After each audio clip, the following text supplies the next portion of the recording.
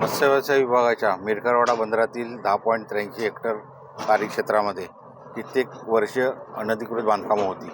सदरच्या बांधकामामुळे प्रस्तावित जी काही मच्छीमारांना सुविधा बंदरालगत करायच्या आहेत त्यासाठी अडचणी निर्माण होत होत्या. त्या अनुषंगानं शासनानं हे अनधिकृत बांधकामं तोडण्यासाठी विभागाला कळवलेलं होतं. त्यानुसार आज रोजी आपण हे अनधिकृत बांधकाम तोडण्याची कारवाई केलेली आहे. जवळपास 319 अनधिकृत बांधकामं होती.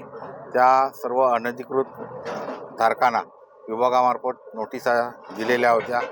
शासनामार्फत हायकोर्टात कॅव्हेट दाखल केलेलं होतं आणि ही सर्व प्रक्रिया करत असताना पोलीस विभागाच्या महत्त्वाच्या मदतीने आज आपण ही कारवाई करतो आहोत.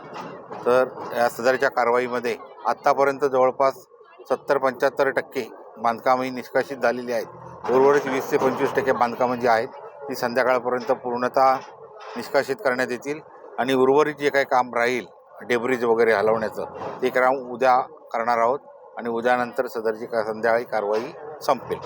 धन्यवाद.